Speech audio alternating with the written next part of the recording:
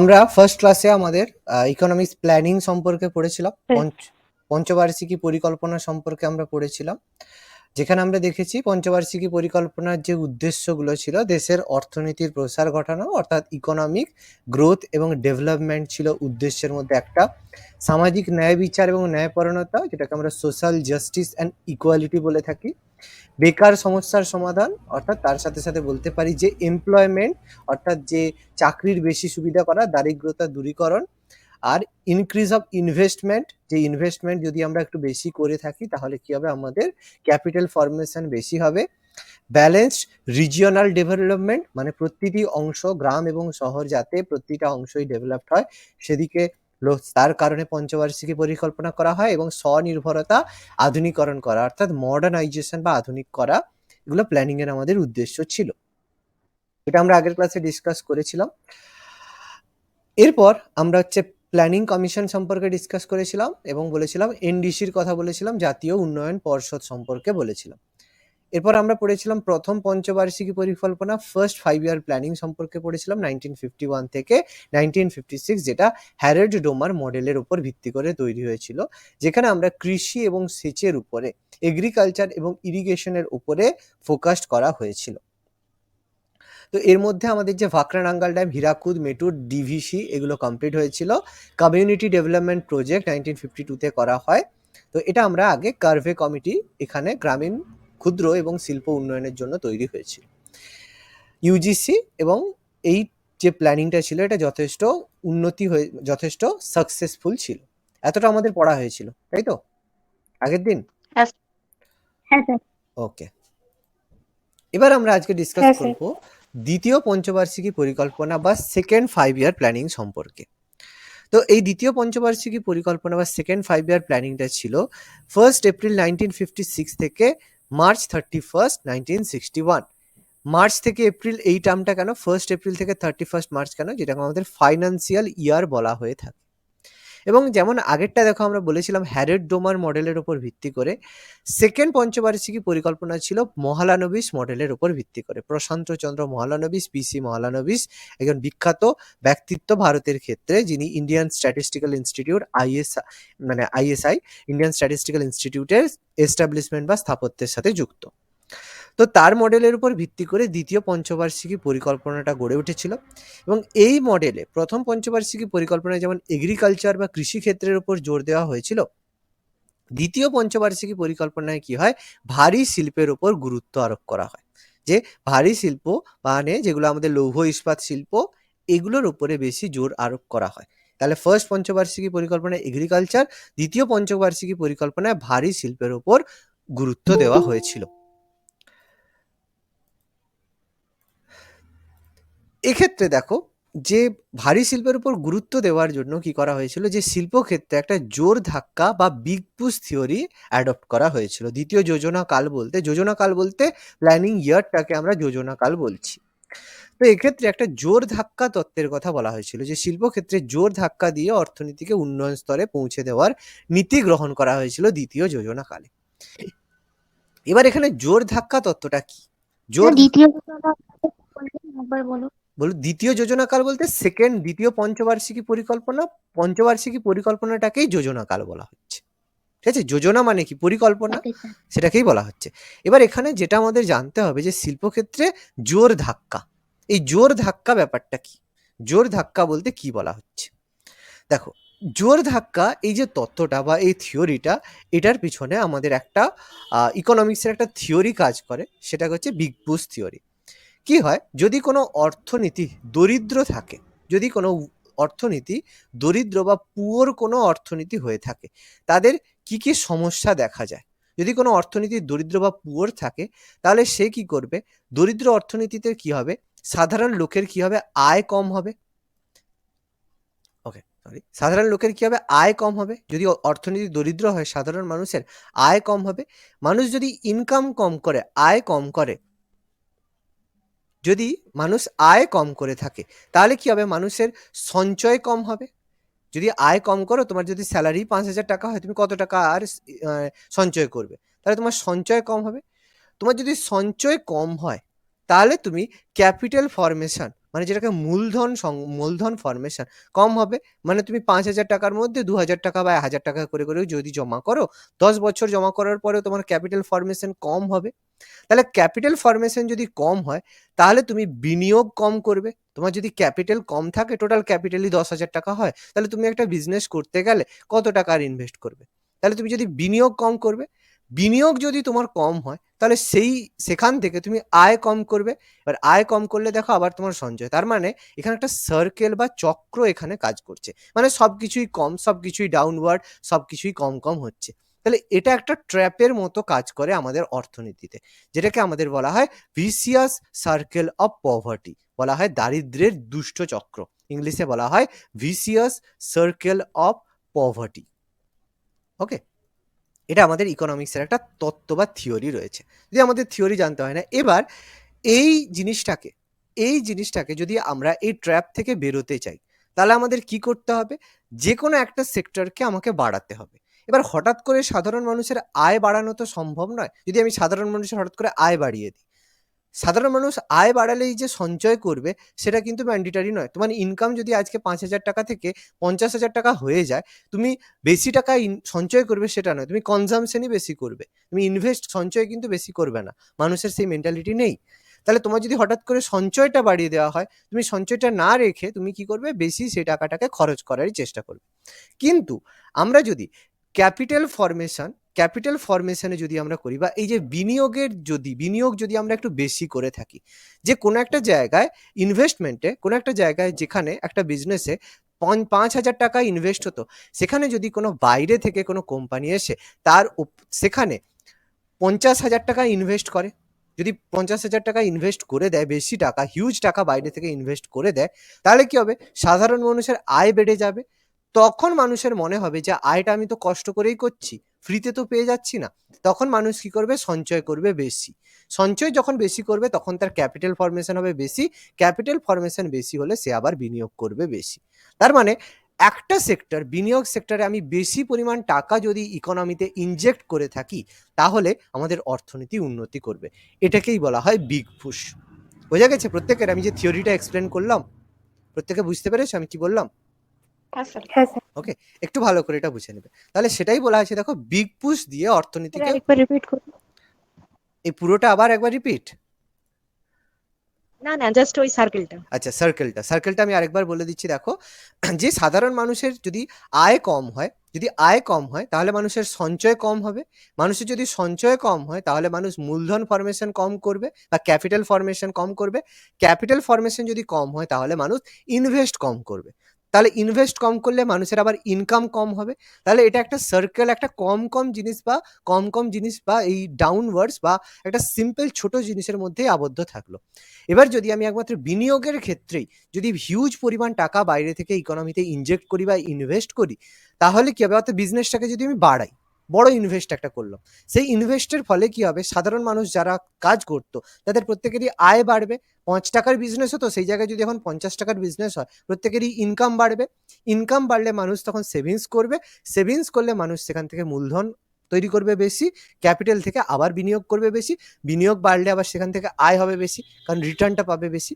তার মানে একটা দরিদ্র অর্থনীতি বা এই যেটাকে আমরা ভিসিয়াস সার্কেল অফ পভার্টি বলি, সেখান থেকে বেরোতে গেলে আমাদের দরকার একটা হিউজ ইনভেস্টমেন্ট, যেটাকে আমরা বলি বিগ পুশ। ওকে, এবার বোঝা গেছে? ঠিক আছে। ওকে, তাহলে এটাই বলা হচ্ছে দ্বিতীয় পঞ্চবার্ষিকী পরিকল্পনাতে এই জিনিসটাই করা হয়েছিল, যে এগ্রিকালচার বা শিল্পক্ষেত্রে এই বিগ পুশ করার মাধ্যমে অর্থনীতিকে উন্নয়ন পরে মানে ডেভেলপড করার নীতি গ্রহণ করা হয়েছিল। অর্থাৎ বিভিন্ন বাইরের কোম্পানি, মানে বিভিন্ন বাইরের দেশ, মানে ব্রিটেন, জার্মানি, রাশিয়া, এইসব দেশরা কি করেছিল? বাইরে থেকে এসে, বাইরে ফরেন যেসব কোম্পানি রয়েছে, তারা কি করেছে? ভারতে এসে প্রচুর টাকা ইনভেস্ট করেছে। ইনভেস্ট করে কি করেছে? ব্রিটেনের থেকে দুর্গাপুরে আমাদের স্টিল প্ল্যান্ট তৈরি করা হয়েছে, রাউরকেল্লাতে steel plant, Bhilai steel plant, এগুলো তৈরি করা হয়েছে। এই স্টিল প্ল্যান্ট তো 1 টাকা 5 টাকার জিনিস নয়, কোটি কোটি টাকার জিনিস। তাহলে এত টাকা নিশ্চয়ই ইনভেস্ট করার জন্য বাইরে থেকে কিছু প্রয়োজন, সেই বাইরে থেকে প্রয়োজনটাই মিটিয়েছিল এই সব বাইরের দেশে বিভিন্ন কোম্পানি। তাহলে এই বিগ পুশ মানে এই কথাটাই বলা হয়েছে। এই কারণে এই দেশের সাহায্যে আমাদের Durgapur steel plant, Rourkela steel plant এবং ভিলাই স্টিল প্ল্যান্টগুলো গড়ে উঠেছিল দ্বিতীয় পঞ্চবার্ষিকী পরিকল্পনার আন্ডারে। এই দ্বিতীয় পঞ্চবার্ষিকী পরিকল্পনার আরও একটা বড় গুরুত্বপূর্ণ ঘটনা হয়েছিল 1956-এ স্টেট ব্যাংক অফ ইন্ডিয়া তার কাজ শুরু করেছিল, মানে স্টেট ব্যাংক অফ ইন্ডিয়াকে ন্যাশনালাইজ করা হয়েছিল। আচ্ছা, কেউ বলতে পারবে? এক্সট্রা ইনফরমেশন জিজ্ঞেস করছি যে স্টেট ব্যাংক অফ ইন্ডিয়া আগে কি নামে ছিল, বলতে পারবে কেউ? স্টেট ব্যাংক অফ ইন্ডিয়া আগে কি নামে ছিল?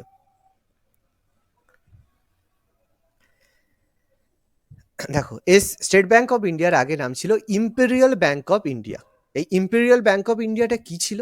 ইম্পেরিয়াল ব্যাংক অফ ইন্ডিয়া তৈরি হয়েছিল ব্রিটিশ সময়ে, ব্রিটিশ যুগে তৈরি হয়েছিল। আমাদের যে তিনটে প্রেসিডেন্সি ছিল, আমরা যদি একটু দুটো কথা আমি বলে দিচ্ছি যে কিভাবে তৈরি হয়েছিল, আমরা ব্যাংকিং চ্যাপ্টারে আমরা ডিটেলসে পড়বো।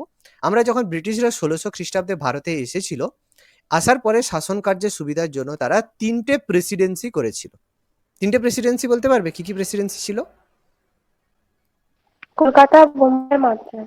কলকাতা, বোম্বে এবং মাদ্রাজ আমরা কনস্টিটিউশনে পড়েছি। এই তিনটে প্রেসিডেন্সির ক্ষেত্রে কি হয়েছিল, এই তিনটে প্রেসিডেন্সিতে তারা শাসন করত এবং সেখান থেকে যে তারা টাকা কালেক্ট করছে সেই টাকাগুলো ব্রিটেনে ঠিকঠাকভাবে নিয়ে যাওয়ার জন্য কি করেছিল, তিনটে প্রেসিডেন্সিতে বড় বড় তিনটে ব্যাংক তৈরি করেছিল। এই তিনটে ব্যাংকে একত্র করে 1921-এ ব্রিটিশ ভারতেই তৈরি করা হলো imperial bank of India. Imperial bank of India তৈরি করা হলো। এই ইম্পেরিয়াল ব্যাংক অফ ইন্ডিয়া খুব বড় ধরনের একটা ব্যাংক ছিল। সেই ব্যাংকটাকে আমাদের পঞ্চবার্ষিকী পরিকল্পনায় এসে জাতীয়করণ করে 1956-এ তৈরি করা হলো স্টেট ব্যাংক অফ ইন্ডিয়া। তার মানে এসবিআই এর হিস্ট্রি কিন্তু অনেক দিনের হিস্ট্রি। একদম কলকাতা, বোম্বে, মাদ্রাজ প্রেসিডেন্সি ব্যাংক, তিনটে ব্যাংক একত্রিত হয়ে ইম্পেরিয়াল ব্যাংক অফ ইন্ডিয়া হয়েছিল। তারই নামকরণ করে পরিবর্তন করে করা হয়েছে স্টেট ব্যাংক অফ ইন্ডিয়া, যার আমাদের 8টা অ্যাসোসিয়েট ব্যাংক আছে। কি কি আমরা পরে ডিসকাস করব। জাস্ট আমি একটা থটটা দিয়ে দিলাম যে এসবিআই কিভাবে এলো। এর সাথে সাথে কি হয় যে আমাদের জাতীয় বীমা নিগম LIC, life insurance corporation of India, LIC রয়েছে। এলআইসি তার কাজকর্ম বা এলআইসির কাজকর্ম শুরু হয় 1956-এ। এলআইসি 1956-এ স্টেট ব্যাংক অফ ইন্ডিয়ার মতোই কার্যকরী শুরু করে। এছাড়া 1957-এ কি করা হয়, অর্থনীতিবিদ ছিলেন, বিখ্যাত অর্থনীতিবিদ ছিলেন ক্যালডার। ক্যালডারের সুপারিশে চালু করা হয় অ্যানুয়াল ট্যাক্স। যে অ্যানুয়াল ট্যাক্সটা কি, প্রতি বছর বছরের শেষে প্রত্যেককে একটা ট্যাক্স প্রদান করতে হবে, যেটা আমরা এখন ইনকাম ট্যাক্স দিয়ে থাকি। সেই ইনকাম ট্যাক্স তখন ছিল না, তখন ছিল অ্যানুয়াল ট্যাক্স। অর্থাৎ মানুষের কাছ থেকে যে যারা আয় করছে, উচ্চ আয় করছে বা ইনকাম করছে, তাদেরকে একটা ট্যাক্স দেওয়ার ব্যবস্থার কথা ক্যালডার সুপারিশ করে। যে ক্যালডারের সুপারিশ অনুযায়ী তৈরি হয় আমাদের অ্যানুয়াল ট্যাক্স। এটা ফাইন্যান্স কমিশনের সাথে যুক্ত। আমরা ফাইন্যান্স কমিশন বলেছিলাম আগের এতেই, যে এই যে ফাইন্যান্স কমিশন যে কোথায় গেল, এই যে ফার্স্ট ফাইন্যান্স কমিশন 1951-এ গঠিত হয়। তো তার রিপোর্ট অনুযায়ী, সেকেন্ড ফাইন্যান্স কমিশনের রিপোর্ট অনুযায়ী এটা ক্যালডারের সুপারিশ অনুযায়ী অ্যানুয়াল ট্যাক্স চালু করা হয়। আমরা পাবলিক ফাইন্যান্স চ্যাপ্টার পড়বো, সেখানে আমরা এই প্রত্যেকটা ফাইন্যান্স এতে কি কি কাজ হয়েছিল সেগুলো ডিসকাস করব। এবার 1956-এ একটা খুব গুরুত্বপূর্ণ চুক্তি হয়েছিল ভারত আর আমেরিকার মধ্যে, খুব ইম্পর্টেন্ট চুক্তি। সেটা ছিল PL 480 চুক্তি। PL 480 একটা চুক্তি, খুব ইম্পর্টেন্ট। এই চুক্তি অনুযায়ী কি হয়েছিল, যেহেতু বিশ্বযুদ্ধের পরে ভারত যথেষ্ট বেশি ক্ষতিগ্রস্ত ছিল অর্থনীতির দিক থেকে, সমস্ত দিক থেকে, ডেভেলপমেন্টের দিক থেকে ক্ষতিগ্রস্ত ছিল, এবং মানুষের সেই সময় পপুলেশন গ্রোথ রেট কিন্তু হিউজ বেশি ছিল। 1951 থেকে এর পরে যে 56-57 অব্দি পপুলেশন রেট কিন্তু হিউজ বৃদ্ধি পেয়েছিল, প্রচুর বৃদ্ধি পেয়েছিল। তার কিছু কারণ রয়েছে, যে ইললিগাল মাইগ্রেন্ট থেকে শুরু করে, তারপর সেই সময় হচ্ছে জন্ম নিয়ন্ত্রণ নীতি পালন করা হয়নি। তো বিভিন্ন রকম কারণে সেই সময়ে, যেগুলো প্রপারলি টোটালি মেনশন মানে এক্সপ্লেন করা যাবে না, কারণ অনেক ওর মধ্যে জিনিস রয়েছে, তো যেগুলো টোটালি বলা যাবে না। তো সেই কারণেও, বিভিন্ন কারণে কি হয়েছিল, তখন ইন্ডিয়ার পপুলেশন গ্রোথ প্রচুর বৃদ্ধি পেয়েছিল। এই কারণে কি হয়েছিল, ভারতে তখন বিভিন্ন খাদ্য সংকট দেখা যাচ্ছিল। সেই কারণে ইন্ডিয়ার আমেরিকার মধ্যে PL 480 চুক্তি হয়। তার মাধ্যমে কি হয়, ভারত আমেরিকার কাছ থেকে সুবিধাজনক শর্তে উদ্বৃত্ত খাদ্যশস্য আমদানি করার সুযোগ পায়। মানে আমেরিকায় যে পরিমাণ খাদ্যশস্য প্রোডাকশন হচ্ছে, সেগুলো খুব কম দামে এবং শর্ত ভিত্তিতে, খুব কম শর্তের ভিত্তিতে ভারতে নিয়ে আসা হবে। তো এই কারণে এগুলো আমাদের সেই সেকেন্ড পঞ্চবার্ষিকী পরিকল্পনার মধ্যে PL480 চুক্তি হয়েছিল। প্রত্যেকটা পয়েন্ট কিন্তু ইম্পর্টেন্ট, আমাদের এক্সামে কিন্তু এসে থাকে। PL480 চুক্তি কত সালে হয়েছিল, স্টেট ব্যাংক অফ ইন্ডিয়া আমাদের SBI কত সালে ন্যাশনালাইজ করা হয় বা কোন পঞ্চবার্ষিকী পরিকল্পনার আন্ডারে স্টেট ব্যাংক অফ ইন্ডিয়াকে অ্যাক্টিভেট করা হয় বা কার্যকরী করা হয়, এগুলো আমাদের পড়ে। এই সময় কি হয়, 1956 সালে ঘোষিত হয় ভারতের দ্বিতীয় শিল্পনীতি, সেকেন্ড ইন্ডাস্ট্রিয়াল পলিসি নেওয়া হয় 1956-এ। প্রথম পঞ্চবার্ষিকী প্রথম যে শিল্পনীতি সেটা কিন্তু প্ল্যানিং এর আন্ডারে হয়নি, সেটা 1948 সালে হয়েছিল।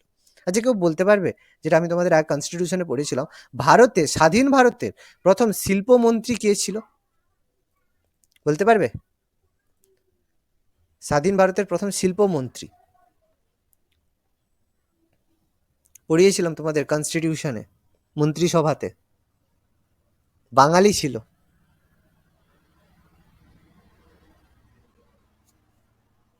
মনে আছে কারো? মনে নেই। শ্যামাপ্রসাদ মুখার্জি। ওকে, না, আচ্ছা, যাই হোক, তো মনে রাখবে এগুলো হচ্ছে লাগে আমাদের। তো সেই সময় শ্যামাপ্রসাদ মুখার্জির আন্ডারে 1948 সালে প্রথম শিল্পনীতি গ্রহণ হয়, তারপর দ্বিতীয় শিল্পনীতি 1956 সালে হয়। এবং এই শিল্পনীতি কি হয়, এই শিল্পনীতিতে দেশে যেসব গুরুত্বপূর্ণ শিল্পগুলি ছিল, যে আমাদের ইম্পর্টেন্ট শিল্পগুলি, যে দুর্গাপুর, রাউরকেল্লা, ভিলাই, তাদেরকে কি করা হয়, ন্যাশনালাইজ করা হয়, রাষ্ট্রায়ত্তকরণ করা হয়। তার মাধ্যমে কি হয়, দেশে সরকার নিয়ন্ত্রিত অর্থনৈতিক ব্যবস্থা গড়ে তোলা হয়। রাষ্ট্রকরণ বা ন্যাশনালাইজ করার মাধ্যমে কি হয়, যে গভর্নমেন্ট কি করে, যে কন্ট্রোল অর্থনীতি গড়ে তোলে, যেটাকে আমরা নিয়ন্ত্রিত অর্থ ব্যবস্থা বলবো, কন্ট্রোল অর্থনীতি গড়ে তোলে। তার মানে গভর্নমেন্ট এই জায়গায় যে ডেভেলপমেন্ট হচ্ছে বা সেই সংক্রান্ত যে উন্নতি যেগুলো হচ্ছে, সেগুলো গভর্নমেন্ট সেই জায়গায় কন্ট্রোল করছে। ফলে তারা কি হবে, বিশেষভাবে যদি কোনো কারণে তারা লস করে, সেই জায়গায় গভর্নমেন্ট সেই জায়গাগুলোকে কন্ট্রোল করতে পারে। সাধারণ মানুষ সেই জায়গায়, যাতে যারা লেবার থাকবে তাদের যাতে স্বার্থ ক্ষুণ্ণ না হয়, সেগুলো গভর্নমেন্ট দেখবে। এই কারণে যে আমাদের স্টিল প্ল্যান্টগুলোকে কিন্তু অনেকগুলোই রাষ্ট্রায়ত্তকরণ বা ন্যাশনালাইজ করা হয়। তার আন্ডারে আমরা ইন্ডাস্ট্রি চ্যাপ্টারে পড়বো যে আমাদের নবরত্ন, মহারত্ন, গুণরত্ন যেসব কোম্পানিগুলো রয়েছে, সেগুলোর কথা আমরা ডিসকাস করব। তো এগুলো আমাদের হলো দ্বিতীয় পঞ্চবার্ষিকী পরিকল্পনা বা সেকেন্ড 5 ইয়ার প্ল্যানিং। এবার থার্ড পঞ্চবার্ষিকী পরিকল্পনা 1961 থেকে 1966, আবার প্ল্যানিং শুরু হলো, তৃতীয় পঞ্চবার্ষিকী পরিকল্পনা হলো। সেখানে কি হলো, 1 এপ্রিল 1961 থেকে 1 এপ্রিল 1961 থেকে 1966 অবধি এই তৃতীয় পঞ্চবার্ষিকী পরিকল্পনাটা উদ্যোগ নেওয়া হয়েছিল। এর উদ্দেশ্য কি ছিল? এর উদ্দেশ্য ছিল স্বনির্ভর এবং স্বত উৎপাদনশীল অর্থনীতি রূপে দেশকে আত্মপ্রকাশ করানো। স্বনির্ভর মানে কি, যাতে ইন্ডিয়া বা ভারত নিজেই সমস্ত জিনিস উৎপাদন উৎপাদন করতে পারে, স্বনির্ভর হয় কোনো কিছুর জন্য, যাতে ভারতকে বিদেশের কাছে মানে হতে না হয়, ডিপেন্ডেন্ট যাতে না হয়।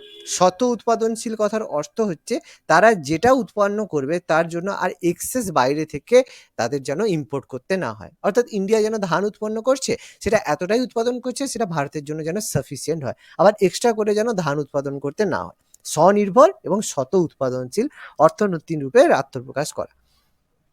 এখানে কি হয়, যেমন সেকেন্ড প্ল্যানিংয়ে ইন্ডাস্ট্রির উপর ডেভেলপ করা হয়েছিল, থার্ড প্ল্যানিংয়ে এগ্রিকালচারের ডেভেলপমেন্টের সাথে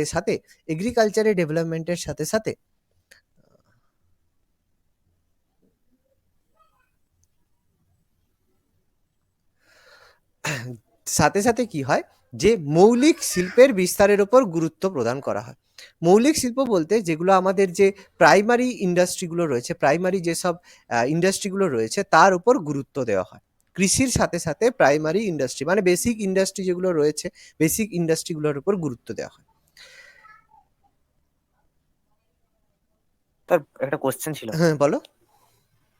স্যার আমি বলছিলাম পঞ্চবার্ষিকী পরিকল্পনা মানে হচ্ছে ওটা কিভাবে এলো বা কি ব্যাপারটা একটু যদি বলেন। তুমি আগের ক্লাসটা করোনি? না স্যার, করা হয়নি।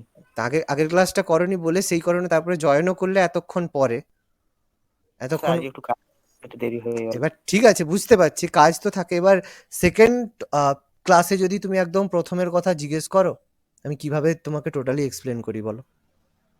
দেখ, আমি একবার বলে দিচ্ছি ছোট করে, বাট যখন কোনো সেকেন্ড ক্লাসে ঢুকবে সেখানে যদি আমাকে ফার্স্ট ক্লাসে টোটাল টপিক বলো, স্যার কিভাবে এলো, তাহলে কি করে বুঝবে বলো? আগে তো ক্লাসটা দেখতে হয় যে কি ক্লাস আজকে আছে, সেই ক্লাসে হঠাৎ করে জয়েন করে নিলে তো প্রিভিয়াস ক্লাস, যেটা সেকেন্ড ক্লাস হবে, প্রিভিয়াস ক্লাস না দেখলে তুমি এই ক্লাসের কন্টেন্ট কি করে বুঝবে?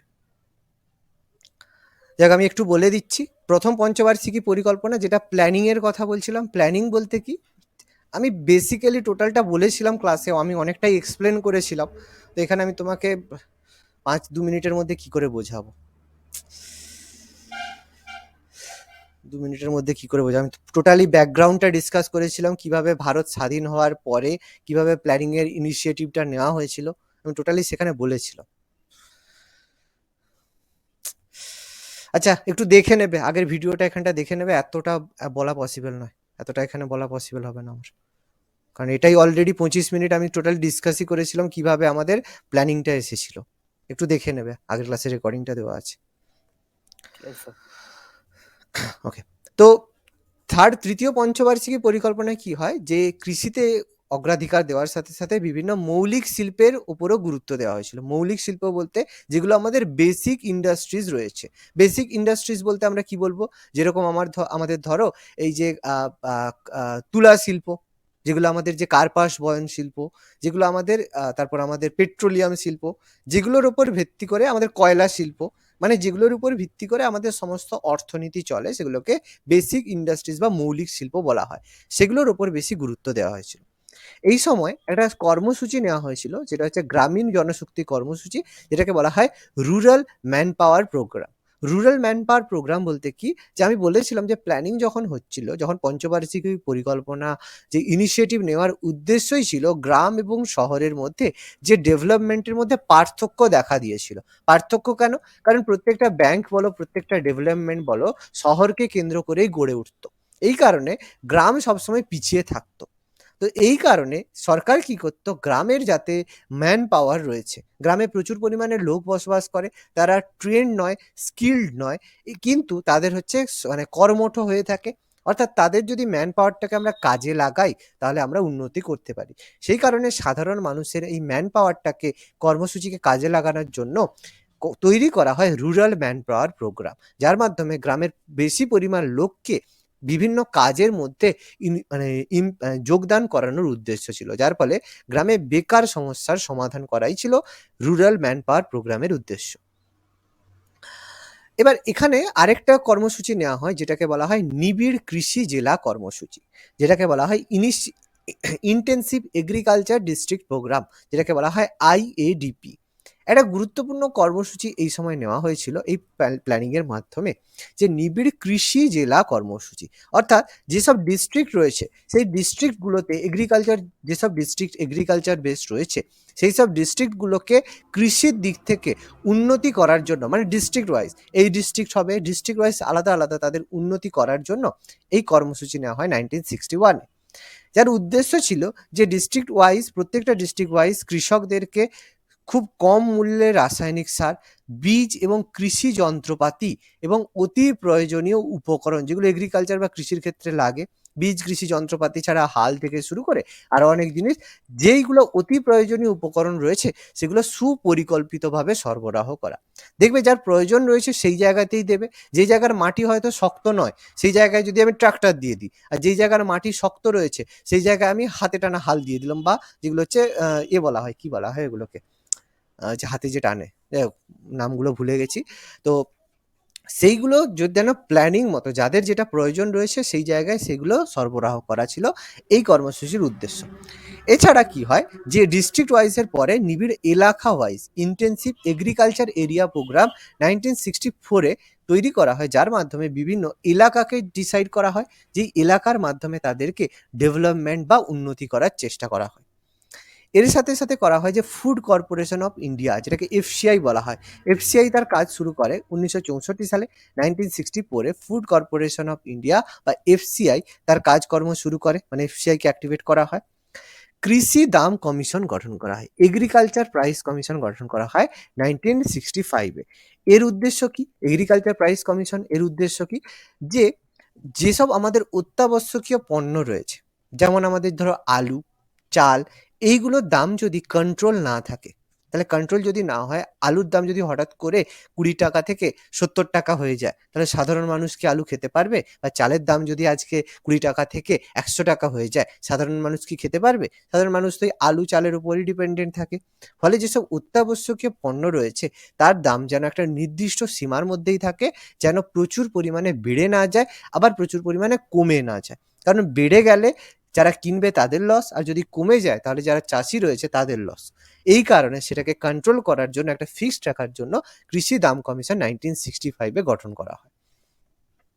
এরপর একটা গুরুত্বপূর্ণ সংগঠন তৈরি করা হয়, যেটা হচ্ছে আইডিবিআই। খুব ইম্পর্টেন্ট। আইডিবিআই সম্পর্কে আমরা পরে ব্যাংকিংয়ে পড়বো, যে একটা বড় ইনস্টিটিউট ছিল IDBI, industrial development bank of India, যেটা কি করেছিল 1964 গঠন করা হয়, যে বিভিন্ন ব্যাংক বা ডেভেলপমেন্ট যেসব সেক্টর রয়েছে, যেসব সেক্টর আমাদের মানি মার্কেট বা অর্থনীতির সেক্টরের সাথে যুক্ত, তাদেরকে কন্ট্রোল করার জন্য বা তাদের যাতে উন্নতি হয়, বা শিল্পক্ষেত্র এবং অন্যান্য ব্যাংকিং সেক্টর যাতে উন্নতি হয়, সেই কারণে আইডিবিআই 1964 গঠন করা হয়েছিল। আমরা আইডিবিআই এর কাজ সম্পর্কে ব্যাংকিং চ্যাপ্টারে ভালো করে পড়ব। এবার এত কিছু ইনিশিয়েটিভ নেওয়ার পরে মানে সমস্যা কি হয়েছিল, তিনটে মানে ঘটনা, যেই কারণে আমাদের কি এই তৃতীয় পঞ্চবার্ষিকী পরিকল্পনাটা দুর্ভাগ্যজনক কারণে ব্যর্থ হয়েছিল। সেটা ছিল 1962 সালে ভারতে চীনের আগ্রাসন নীতি। মানে চীন কি করেছিল, ভারতকে অ্যাটাক করেছিল ভারতের বিভিন্ন অংশ দখল করার জন্য। যেটা আমাদের বিভিন্ন অংশ বলতে যেগুলো নেফা বলা হয়, north east frontier agency NEFA বলা হয়, যার মধ্যে রয়েছে অরুণাচল প্রদেশ, নাগাল্যান্ড, এই যে পোর্শনগুলো যেগুলো ভারতের উত্তর পশ্চিম উত্তর পূর্ব দিকে রয়েছে, যে অংশগুলো যেগুলোকে নর্থ ইস্ট ফ্রন্টিয়ার এজেন্সি বলা হয়। তো সেই জায়গাগুলো চীন কি করেছিল, দখল করেছিল, এবং দখল করার জন্য চীনের সাথে ভারতের যুদ্ধ হয়েছিল। যুদ্ধ হওয়ার কারণে ভারতে তখন জরুরি অবস্থা জারি করতে হয়েছিল, ইমার্জেন্সি জারি করতে হয়েছিল। ফলে আর ডেভেলপমেন্টের পিছনে ভারত সেই জায়গায় মানে ফোকাস করতে পারেনি। এরপর 1965 সালে কি হয়, ভারত এবং পাকিস্তানের মধ্যে যুদ্ধ হয়েছিল। 1965 ইন্ডিয়া এবং পাকিস্তানের মধ্যে যুদ্ধ হয়েছিল, যেখানেও কি হয়েছিল, এর ফলেও কি হয়েছিল, ভারতে আবার একটা জরুরি অবস্থা জারি করতে হয়েছিল চীনের আগ্রাসন নীতির কারণে। আর 1965 ভারত এবং এখানে জরুরি অবস্থা জারি হয়নি ইন্ডিয়া আর পাকিস্তানের যুদ্ধের মধ্যে। এখানেও কি হয়েছিল, এর কারণে আমাদের অর্থনীতি ক্ষতিগ্রস্ত হয়েছিল, কারণ যুদ্ধের জন্য প্রচুর পরিমাণে অর্থের প্রয়োজন হয়ে থাকে। এই কারণে 1965 ইন্ডিয়ান পাক ওয়ার, 1962 ভারত এবং চীনের আগ্রাসন নীতি, এবং 1965 কি হয়েছিল, ব্যাপক খরা হয়েছিল। এর ফলে কি হয়, তৃতীয় পঞ্চবার্ষিকী পরিকল্পনা ব্যর্থ হয়েছিল। এর ফলে যে টার্গেটটা নেওয়া হয়েছিল, যে ডেভেলপমেন্টের টার্গেট নেওয়া হয়েছিল 5.6%, যে তারা ভেবেছিল যে উন্নতিটা হবে সেটা 5.6% আমাদের উন্নতি হয়ে যাবে অর্থনীতি, কিন্তু সেটা হলো মাত্র 2.4%, যেটা একমাত্র করা সম্ভব হলো বা অ্যাকসেপ্ট করা সম্ভব হলো 2.4% অব্দি। হিউজ লস হলো পঞ্চবার্ষিকী পরিকল্পনা। এবং এই সময় কি হয়, প্রচুর পরিমাণে মুদ্রাস্ফীতির কারণে অর্থনীতির অবস্থা বেহাল হয়ে যায়। মুদ্রাস্ফীতি যেটাকে ইনফ্লেশন বলা হয়, সেই কারণে কি হয়, আমাদের মানে ইকোনমি, সেটা অর্থনীতির অবস্থা খারাপ হয়ে যায়। মুদ্রাস্ফীতিটা কি, এটা আমাদের পরেও আছে, আমি এখানে একটু ডিসকাস করে দিচ্ছি যে মুদ্রাস্ফীতি জিনিসটা কি। যে দেখো একটা জিনিস, আচ্ছা প্রত্যেকে শুনতে পাচ্ছ যতটা বললাম, এর মধ্যে কারো কোনো ডাউট, কোনো কোশ্চেন? না স্যার। ওকে, এতটা টোটাল ক্লিয়ার তো প্রত্যেকের? হ্যাঁ স্যার। ওকে, দেখো তো আমি তোমাদের মুদ্রাস্ফীতিটা কি, আচ্ছা আগে বলেছিল মুদ্রাস্ফীতি সম্পর্কে?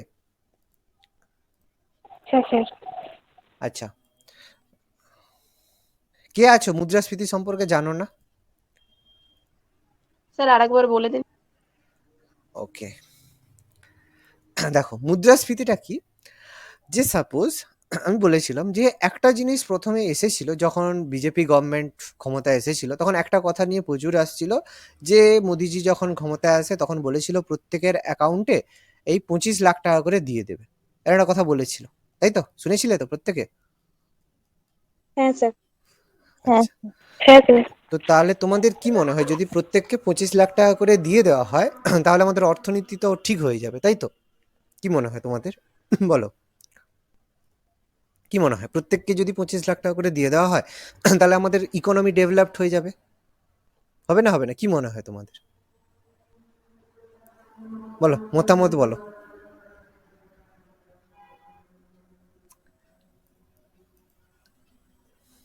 সঙ্গীতা, বলো, কি মনে হয়? যাকে টাকাটা দেবে তার তো ভালোই হবে। সবাইকে দেওয়া হবে, আমি বললাম সবাইকে দেওয়া হবে, তাহলে সবারই ভালো হবে, কোনো কি অসুবিধা হবে? কি মনে হয় সঙ্গীতা, বলো, কি মনে হয়? প্রবলেম তেমন কিছু না, তবে ইন্ডিয়ান ইকোনমি প্রবলেম হবে, কারণ প্রত্যেকটা আমাদের দেশে যা পরিমাণ লোক আছে আর প্রত্যেকের কাছে যদি 25 লাখ টাকা করে অ্যাকাউন্ট তখন তো রিসেট কাজেই করা থাকে। হয়, তখন ইন্ডিয়াতে ইকোনমিক ডেভেলপমেন্টে কম হয়ে যাবে, এক্স্যাক্টলি বলে। ফান্ডে ফান্ডে ক্ষতি হবে, সেক্টর প্লেস গুলো স্টপ হয়ে যাবে। ওকে, বলেছো, ঠিকই বলেছো, কথাটা ঠিকই বলেছো। আমি একটু এক্সপ্লেন করে দিচ্ছি যে আপাত দৃষ্টিতে মনে হবে ভালো হবে, কিন্তু মানে ক্ষতিটা অনেক বড় হবে। দেখো, যদি প্রত্যেকের অ্যাকাউন্টে 25 লাখ টাকা দিয়ে দেওয়া হয় তাহলে লাভ কি হবে? সাপোজ ধর প্রত্যেকের অ্যাকাউন্টে 25 লাখ টাকা দিয়ে দেওয়া হলো, আমি মনে করলাম যে 3টে লোক রয়েছে আমাদের ইকোনমিতে, 4টে লোক রয়েছে, ABCD 4জন লোক রয়েছে, প্রত্যেকের কাছেই 25 লাখ টাকা করে রয়েছে। ভালো কথা, কোনো অসুবিধা নেই, প্রত্যেকের কাছেই, প্রত্যেকেই বড় লোক হয়েছে, 25 লাখ টাকা করে দিয়ে দেওয়া হয়েছে।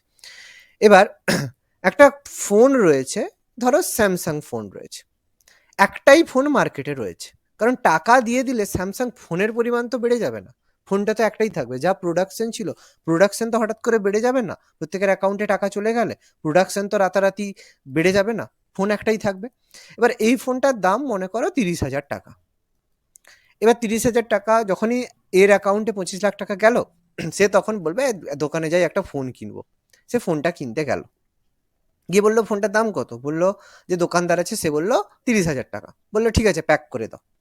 এবার বিও যখন অ্যাকাউন্টে পেয়েছে, সে কি করবে, সেও দোকানে গেল, বললো বাবু ফোন দাও, বলছে ফোন তো একটাই আছে, তো ইনি কিনছেন, 30,000 টাকা তো দাম আছে, ইনি কিনছেন, তো আপনি যদি বেশি দেন তো আমি আপনাকে দিতে পারি। বলে ঠিক আছে, 30,000 টাকা আমি তোমাকে 1 লাখ টাকা দিচ্ছি।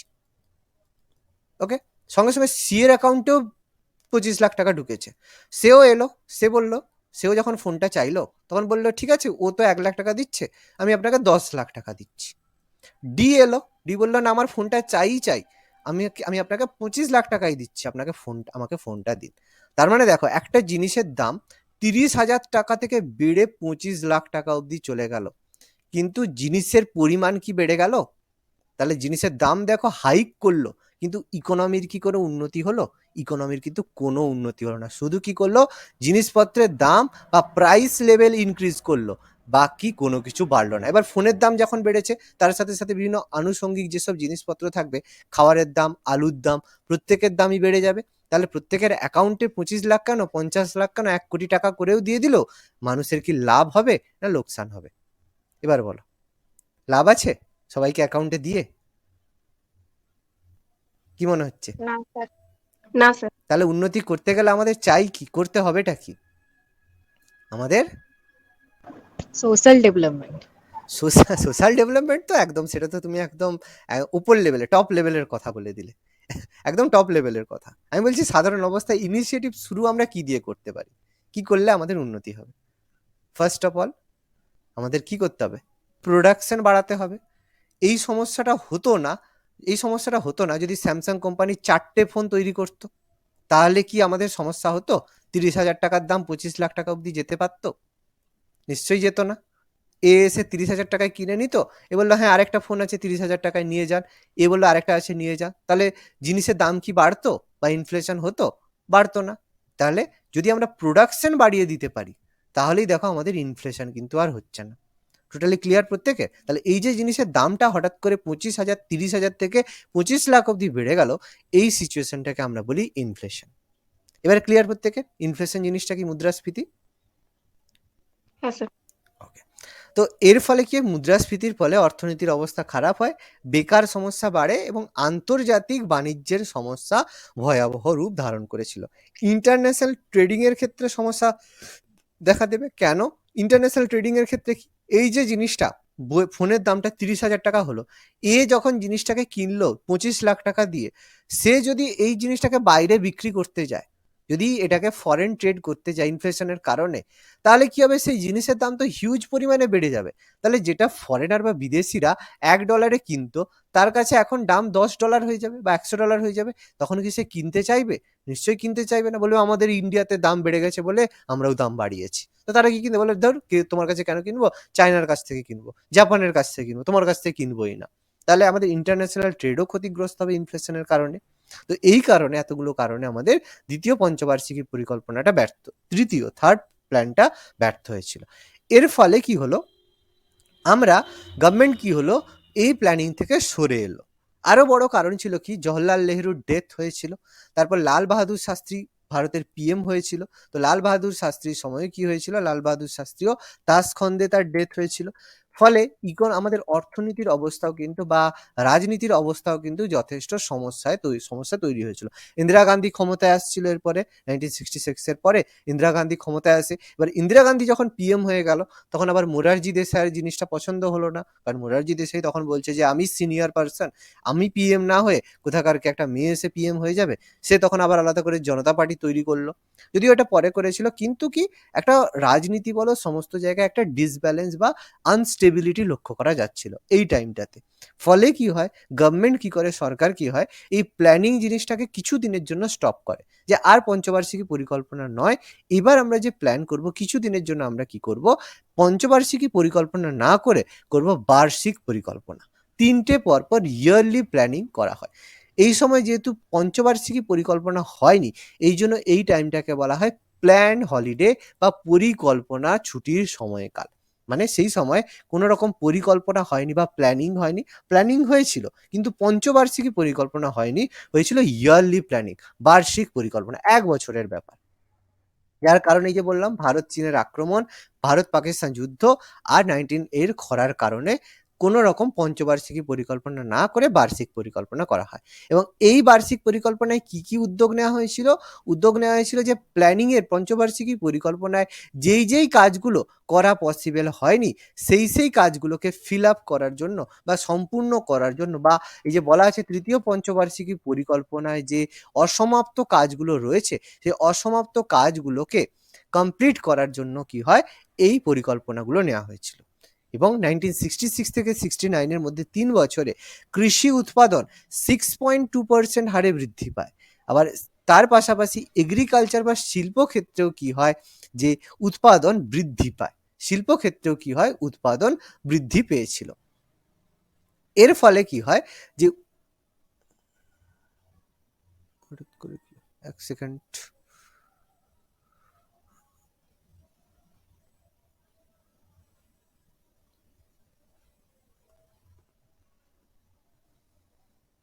আচ্ছা, তো এর সাথে কি হয়, শিল্পক্ষেত্রে এবং কৃষিক্ষেত্রেও দেখো উৎপাদন বৃদ্ধি পায়। এবং এই সময় কি হয়, 1966-এর 1 জুন ভারতীয় মুদ্রায় অবমূল্যায়ন করা হয় বিদেশি মুদ্রার সাপেক্ষে। অবমূল্যায়ন, যেটাকে আমরা বলি ডিভ্যালুয়েশন। এবার এই ডিভ্যালুয়েশন সম্পর্কে কে কি জানো বলো? ডিভ্যালুয়েশন বলতে কার কি মনে হয়? এটা আমাদের সেকেন্ড টাইম করা হয়, ফার্স্ট টাইম 1949-এ করা হয়েছিল, 66-এ আমাদের সেকেন্ড টাইম ডিভ্যালুয়েশন করা হয়। ডিভ্যালুয়েশন বলতে কার কি মনে হয় বল, হোয়াট ইজ ডিভ্যালুয়েশন? এনিবডি, কারো কোনো মতামত? একদম কিছু জানা নেই ডিভ্যালুয়েশন সম্পর্কে? রিঙ্কু, ব্রতি, সঙ্গীতা? স্যার আপনি একটু বলে দিন। আমি তো অবশ্যই বলবো, আমি বলবো বলেই তো বলছি। তোমাদের কোনো কনসেপ্ট কিছু জানো? কোনো কিছুর মানে যতটা ভ্যালু হওয়া দরকার তার থেকে কম ভ্যালু দেওয়াটা। তার থেকে কম ভ্যালু দেওয়া। এক্সপোর্টেশনটা বেশ, বলো সঙ্গীতা, কি বলছো বলো? ফরেন এক্সপোর্টেশনটা বেশি হয়, মানে এক্সপোর্টেশনটা বেশি টাকায় কেনা। ঠিক বলেছো, কিন্তু এটা সবার বোঝার মতো একটা বলো। তোমার কথাটা একদম কারেক্ট, সবার বোঝার মতো একটু বলে দাও, তাহলে ক্লিয়ার হয়ে যাবে। তুমি ঠিক বলেছো, তুমি যেটা বলেছো আমি বুঝে গেছি, ঠিক কথাই বলেছো, কিন্তু সবাই বুঝতে পারে এরকম একটা কথা বলো। আসছে না কিছু? ওকে, বলছি,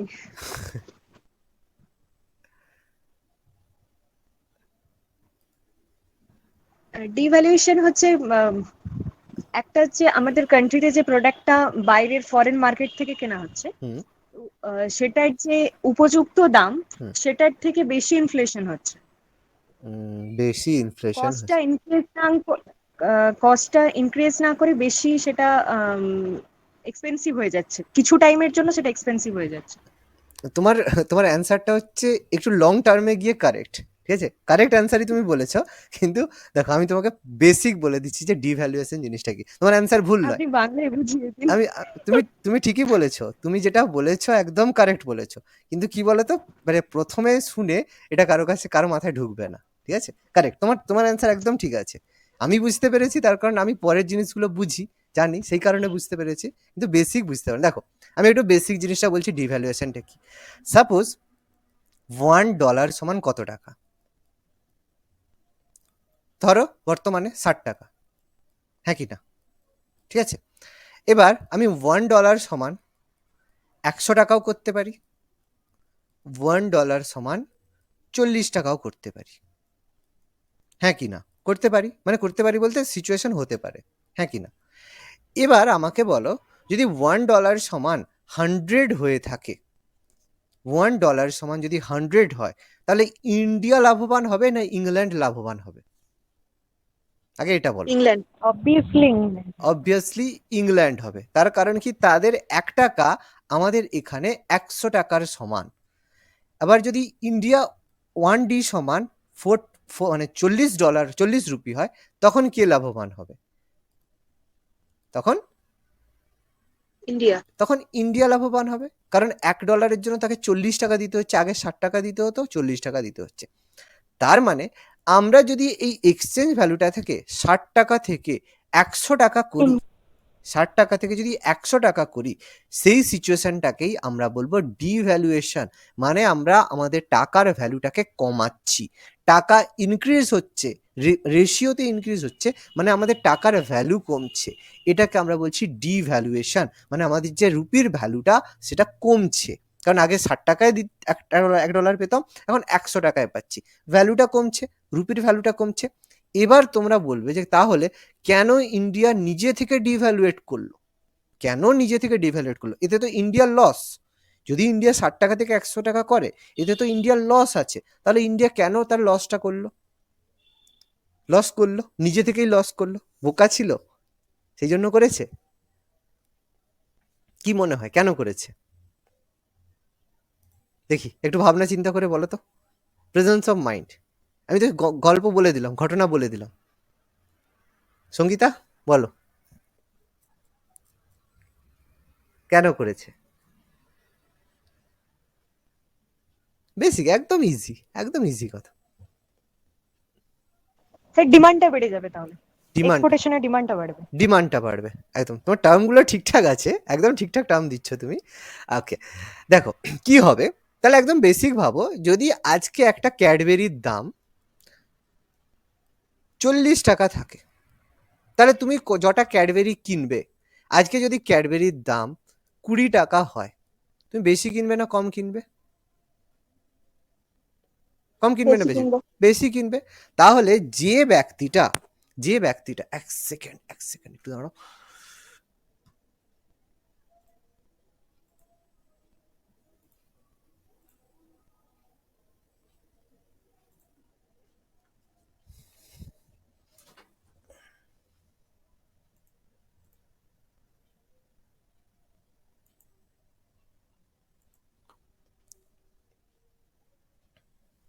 ওকে, তাহলে যে ব্যক্তিটা আগে যখন ফরেনের ক্ষেত্রে দেখা যাচ্ছিল, বিদেশের ক্ষেত্রে দেখা যাচ্ছিল, যে ফরেনাররা দেখছিল যে আমি ইন্ডিয়াতে যদি $1 ইনভেস্ট করি, তাহলে আমার 60 টাকার জিনিস আমি পাচ্ছি।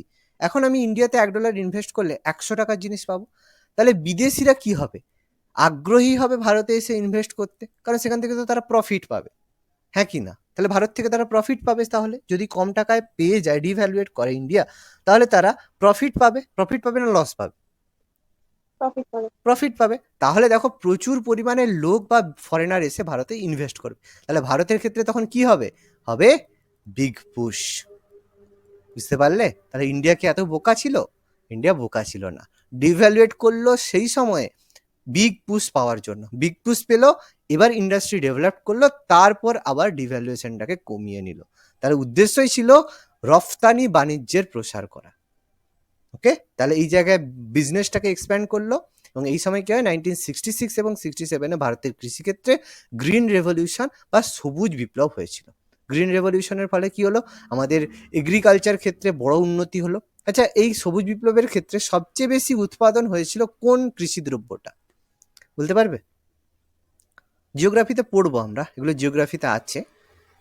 কারো আইডিয়া আছে কোন জিনিস, কোন স্টেট সবচেয়ে বেশি লাভবান হয়েছিল, আর কোন প্রোডাক্টটা, কোন কৃষিজ দ্রব্যটা সবচেয়ে বেশি লাভবান হয়েছিল, বলতে পারবে?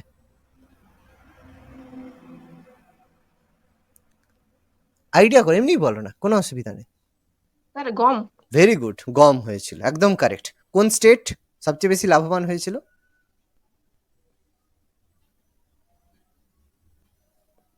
কোন স্টেট? অ্যান্সার হবে পাঞ্জাব। ওকে, পাঞ্জাব সবচেয়ে বেশি লাভবান হয়েছিল গম, আর গম উৎপাদন সবচেয়ে বেশি লাভবান হয়েছিল। ওকে, তো এই গ্রিন রেভলিউশনের কারণে, সবুজ বিপ্লবের কারণে কি হলো, এই লসটা অনেকটা রিকভার করা পসিবল হলো। ওকে, আচ্ছা, এরপর দেখো চতুর্থ পঞ্চবার্ষিকী পরিকল্পনা, যেটা 1 এপ্রিল থেকে 1969 থেকে 74 অবধি হলো। এই পঞ্চবার্ষিকী পরিকল্পনা একটা ভাইটাল স্টেপ ছিল, কারণ এই পঞ্চবার্ষিকী পরিকল্পনার সময় কি হয়, ইন্দিরা গান্ধী কি করেছিল, যে 14টা ব্যাংকে জাতীয়করণ বা ন্যাশনালাইজ করেছিল। এবং ন্যাশনালাইজ করার কারণে ব্যাংকিং ব্যবস্থার উপর একটা অভূত পরিবর্তন দেখা দিয়েছিল। সাধারণ মানুষ ব্যাংকের প্রতি যথেষ্ট আস্থাশীল হয়েছিল। আমরা ইন্ডিয়ান ব্যাংকিং চ্যাপ্টারে পড়বো। এই সময়ে পরিকল্পনা প্ল্যানিং কমিটির ডেপুটি চেয়ারম্যান ছিল D.R. গ্যাডগিল। এই গ্যাডগিলের তত্ত্ব অনুযায়ী চতুর্থ পঞ্চবার্ষিকী পরিকল্পনা দলিল তৈরি হয়। যেমন হ্যারেড ডোমার ছিল, মহলানবিশ ছিল, সেরকম ফোর্থ প্ল্যানিংটা ছিল গ্যাডগিল তত্ত্ব অনুসারে। এর উদ্দেশ্য কি ছিল, যে উন্নতির সঙ্গে স্থিতিশীলতা এবং আত্মনির্ভরশীলতা। মানে উন্নতির সাথে স্থিতিশীলতা কথার অর্থ কি, যে তুমি আজকে হয়তো মাসে 10,000 টাকা ইনকাম করো, এবার হঠাৎ করে তোমার মাসে 30,000 টাকা ইনকাম হয়ে গেছে। তাহলে যখনই 30,000 টাকা ইনকাম হয়ে গেছে, তুমি যদি সব কাজকর্ম ছেড়ে গিয়ে দীঘা গিয়ে এনজয় করতে চলে যাও, তাহলে কি তোমার তারপরের মাসে 30,000 টাকা ইনকাম হবে না? 10,000 টাকাও হবে না, ইনকাম হবে না। তার মানে তুমি যে ইনকামটা করছো, সেটাকে একটা স্টেবিলাইজ করার দরকার রয়েছে, কন্টিনিউয়েশন করার দরকার রয়েছে। তার মানে তোমার যে ডেভেলপমেন্টটা হচ্ছে, সেটা যেন স্থিতি থাকে, স্টেবিলাইজ থাকে। এবং কি হবে, আত্মনির্ভরশীলতা, মানে তোমাকে কোনো কিছু ডেভেলপমেন্টের জন্য কারো উপর যেন নির্ভর করতে না হয়, নিজেরাই যাতে সেটা তৈরি করতে পারো, তার জন্য যেন কারো সাহায্যের প্রয়োজন না হয়। এই দুটো ছিল ফোর্থ প্ল্যানিং এর প্রধান উদ্দেশ্য। যে ডেভেলপমেন্ট হবে সেটাকে স্টেবিলাইজ করা, আর যে প্রোডাকশন করবে তার জন্য নিজের ওপর সেলফ ডিপেন্ডেন্ট হওয়া। ওকে, এবং এই পরিকল্পনায় কি হয়, যে সামাজিক ন্যায় বিচার এবং ন্যায়পরায়ণতা উল্লেখ করা হয়েছিল। এই যে বললাম, সোশ্যাল ইকুয়ালিটি অ্যান্ড জাস্টিস, এর জন্য উপযুক্ত কর্মসূচি নেওয়া হয়। এবং বড় একটা স্টেপ নেওয়া হয়েছিল, খুব খুব বড় একটা, সেটা হচ্ছে জনবিস্ফোরণ প্রতিরোধ করার জন্য পরিকল্পনা কর্মসূচি গ্রহণ করা হয়, যাতে এই যে মানে এই যে পপুলেশন গ্রোথ কমানোর জন্য পরিকল্পনা ফ্যামিলি প্ল্যানিং কর্মসূচি নেওয়া হয়। এবং আঞ্চলিক বৈষম্যতা দূর করা হয় এবং পিছিয়ে পড়া অঞ্চলের উন্নতি ঘটানো হয়। আঞ্চলিক বৈষম্যতা বলতে গ্রাম এবং শহরের মধ্যে সব থেকে বেশি বৈষম্যতা দেখা যায়। এবার স্টেটের ক্ষেত্রেও পার্থক্য দেখা যায়। মহারাষ্ট্রে যতটা ডেভেলপমেন্ট হয়, সেরকম ডেভেলপমেন্ট নর্থ ইস্টের স্টেটগুলোতে হয় না। তো সেই রকম যেই সব জায়গা আঞ্চলিক অঞ্চলে যে বৈষম্যতা, যেটা ডেভেলপমেন্ট কলকাতাতে হয়ে থাকে, সেই ডেভেলপমেন্ট মেদিনীপুরে হয় না। যেই ডেভেলপমেন্টটা মুর্শিদাবাদে হয়ে থাকে, সেই ডেভেলপমেন্টটা মালদায় হয় না। এগুলো আমরা সবাই জানি।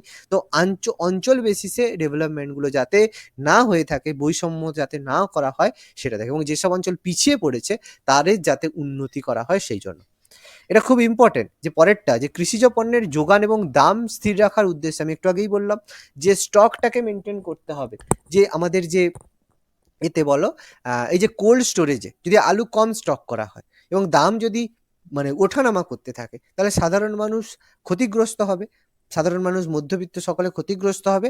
এই কারণে তৈরি করা হয় বাফার স্টক। বাফার স্টক মানে তৈরি করা হয় যে তুমি বছরে, আমাদের পপুলেশন এত রয়েছে, 10 লাখ রয়েছে, তাহলে আমাকে আলু 1000 টন স্টোর করে রাখতে হবে। পপুলেশন যদি বাড়ে তাহলে আমি স্টকটাকে বাড়াবো, সেটাকে আমরা বাফার স্টক বলি।